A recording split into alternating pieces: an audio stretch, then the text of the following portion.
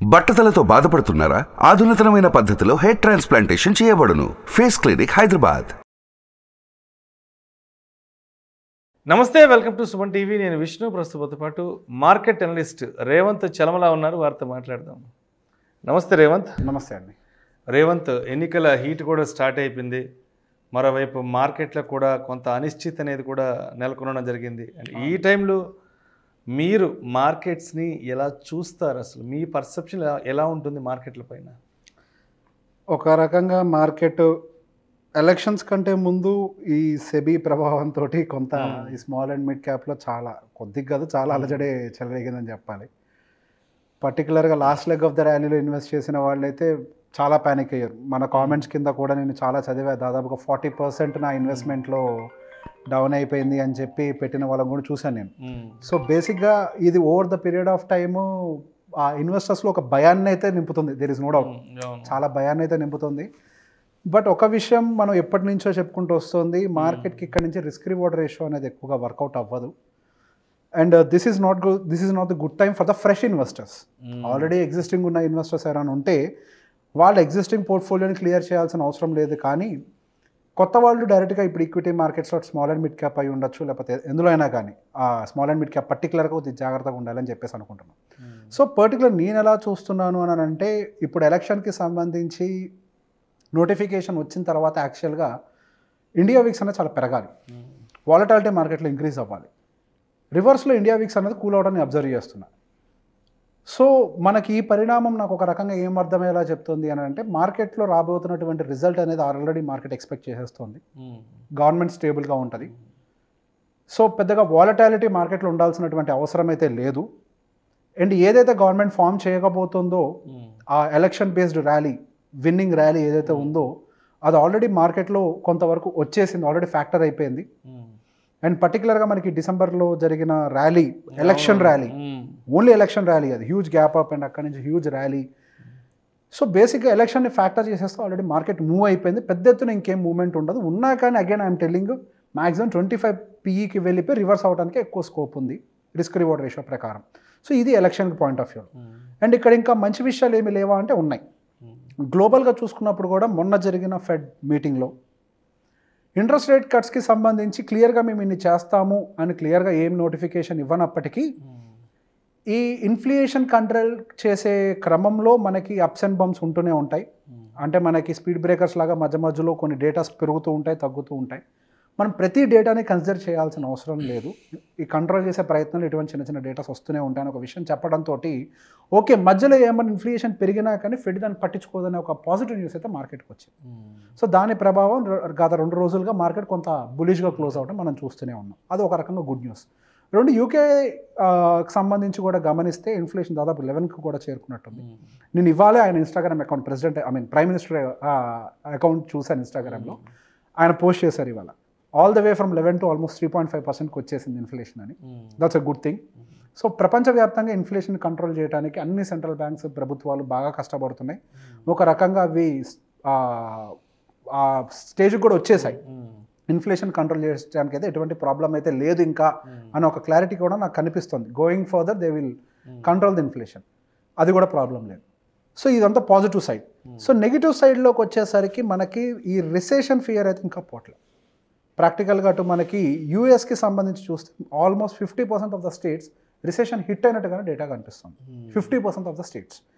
So బేసిక్గా మనకి elections ఇప్పుడు ఉంటున్నాయి కాబట్టి డేటాస్ కంప్లీట్గా బయటికి రావట్లేదు. సహజంగా పొలిటికల్ మ్యానిపులేషన్ కొంత ఉంటుంది ఎలక్షన్స్ టైంలో.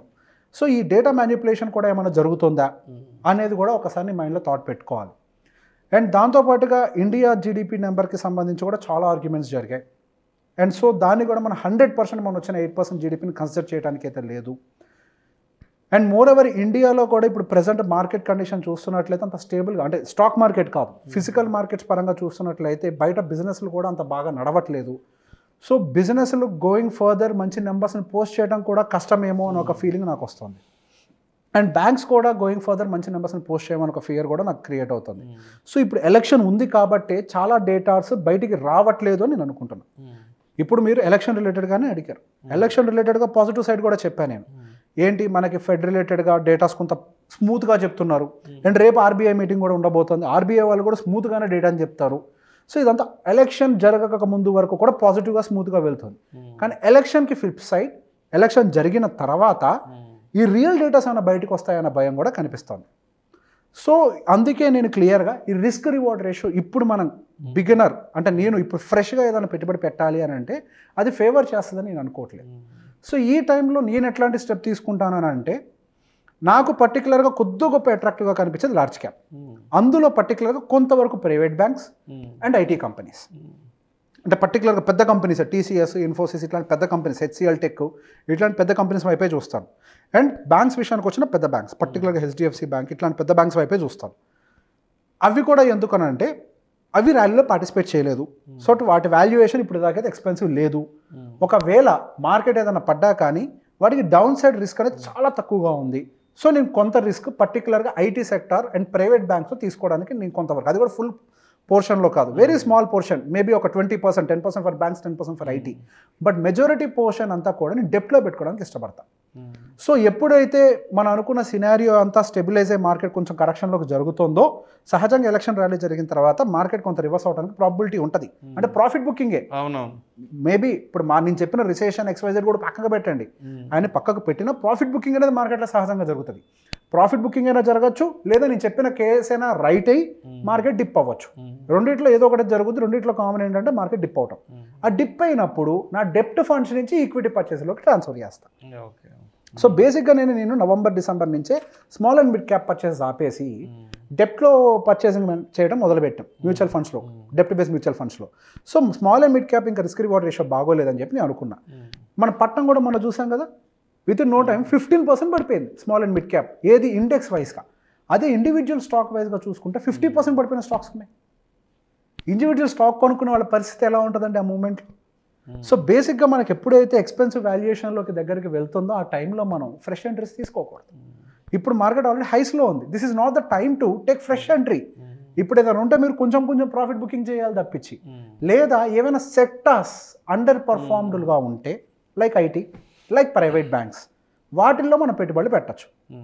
ఎందుకనంటే వాటికి డౌన్ సైడ్ రిస్క్ తక్కువ. అవి ఆల్రెడీ కిందనే ఉన్నాయి, పెద్దగా కిందకి పోవు. సో బేసిక్గా ఇప్పుడు ఎలక్షన్ కంప్లీట్ అయ్యేంత వరకు, ఎలక్షన్ కంప్లీట్ అయిన నెక్స్ట్ ఇయర్ నా పాయింట్ ఆఫ్ వ్యూలో 2025 ఎండింగ్ వరకు కూడా కష్టకాలమే మార్కెట్స్కి. నా పాయింట్ ఆఫ్ వ్యూలో అది జరిగేదాకా నన్ను తప్పంటారు అందరూ. అది జరిగేదాకా తప్పంటారు. నేను జనవరిలో మార్కెట్స్ పెరగవు అని చెప్పినప్పుడు నన్ను తప్పనే అన్నారు. మొన్న రీసెంట్గా మనం స్మాల్ క్యాప్ అండ్ మిడ్ క్యాప్కి సంబంధించిన సెబీ డెసిషన్ తీసుకున్నప్పుడు కూడా వీడికి అసలు నాలెడ్జ్ లేదన్నారు. ఐ డోంట్ మైండ్, ఎందుకంటే మీరు పెట్టుబడి పెట్టారు కాబట్టి నా మాట మీకు నచ్చలేదు అంతే. I can understand that. But ఫైనల్గా అది 15% పడింది కదా, పెట్టి పోగొట్టుకోవడం ఎందుకని నా పాయింట్ అంతే. అదే స్టాండర్డ్గా మనం డెప్ట్ బేస్డ్ ఫండ్స్లో పెట్టుకుంటే మీకు డౌన్ సైడ్ కుషన్ అసలు ఉంటుంది, అంటే కిందకి పడదు, ప్లస్ మీకు 9% రిటర్న్ వస్తుంది స్టడీగా. మార్కెట్ ఇక్కడి నుంచి పెరిగినా ఎంత పెరుగుద్ది అని అంటే ఇప్పుడు చిన్నపిల్లవాడిని గిల్లినా చెప్తాడు నిద్రలో లేసి ఇంకెంత పెరుగుద్ది, 10% పెరుగుద్ది అని ఇంకో సంవత్సరంలో. అదే 10% మీకు డెప్ట్ ఇస్తుంది కదా. There is no point in taking risk in equity for now. Everything is an expensive valuation. అన్నీ పెరుగుతున్నాయి, గోల్డ్ పెరిగిపోతుంది, మార్కెట్ పెరిగిపోతుంది, క్రూడ్ ఆయిల్ పెరిగిపోతుంది, అన్నీ పెరిగిపోతుంటే ఎక్కడికి వెళ్తాయి డబ్బులని. ఇంకా somewhere profit booking should trigger, at least profit booking or recession ఏదో ట్రిగ్గర్ అవ్వాల్సిందే. So somewhere near we might see maybe after elections ఉండగా మార్కెట్ పడినయరు పాజిటివ్ సెంటిమెంట్ కోసం. ఎలక్షన్స్ అయిపోయిన తర్వాత కొంత ట్రిగ్గరింగ్ జరుగుతుంది. కొద్దిగా డైరెక్ట్గా స్టాక్స్ కొనాలి, జాగ్రత్తగా ఉండాలి. మ్యూచువల్ ఫండ్లో పెట్టిన వాళ్ళనంటే they will take care, rebalancing the fund అదంతా వాళ్ళు చూసుకుంటారు. కొంతవరకు కుషనింగ్ ఉంటుంది. ఇక్కడ 40 పడితే అక్కడ 20 పడుద్ది. సో అక్కడ పెద్ద భయపడాల్సిన అవసరం లేదు. బట్ డైరెక్ట్గా స్టాక్స్ కొంటేటప్పుడు మాత్రం నేనైతే డైరెక్ట్గా స్టాక్స్ కొన్నా ఇప్పుడు. Yes, thank you so much Revanth. Thank you అండి. ఎన్నికల ఫియర్ మార్కెట్స్పై ఏ విధంగా ప్రభావం చూపిస్తుంది, అండ్ మార్కెట్లో కొత్తగా వచ్చే వాళ్ళు ఎస్పెషల్లీ ఈ టైంలో ఎలా ఉండాలి, అండ్ మార్కెట్ ఎలా రియాక్ట్ అవ్వబోతుంది అనే అంశాల గురించి చాలా చక్కగా మీ విశ్లేషణ తెలియజేశారు. Thank you so much sir. Thank you అండి. సుమన్ టీవీలో మీ పర్సనల్ అండ్ బిజినెస్ ప్రమోషన్స్ కోసం కింది నెంబర్కి కాంటాక్ట్ చేయండి.